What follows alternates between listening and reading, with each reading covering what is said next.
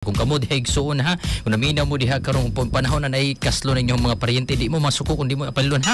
Di mo inviteon ba? Oh, kay nabi mga panahon mga suko ra ba ning uban. Kaya wa mo kabalo sila ang giagian, wa mo kabalo sila ang kaning mga nasinatian ato mga panahon nga nay mga pagsuway nay gipangsagubang sa kinabuhi. Ito yun yung uban, no? Abi kay paryente, obligar na gyud na inviteon mo. Nabi mga panahon gyud din tao na igo ra gyud pud sa budget, no? Oo, respeto na to. Ikalipay na to kung kaslo na nga to ang mga hinigala, ang ato ang mga paryente. Sa muta kung medyo ano na gyud kaayo kanang layo na gyud kay nga paryente, no? Ato ang sabton ha, kay di but pasabot na nagilhanay mo or nagkita mo ng mga miaging adlaw, invite na dayon ka. Kinara pa yung mga panahon, malimtan ining sa uban nga murag di man kamoy kaslon. Oo, na yung mga panahon gyud na dapat lang gyud sabto na tong sitwasyon. Palihog lang, di magsakit. Shoutout sa mga bagong gikasal karon diha, no?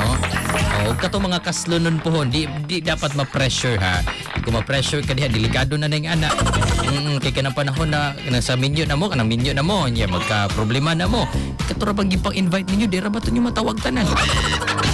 Di ra ba to mo imutabang sa tuwa, no? Na siguro na uban na mutabang, pero di ra ba gyud na tanan, no? Mo naging na pilia ang sakto nga pwede nga invite na ng panahona, no? Ana ra na siya.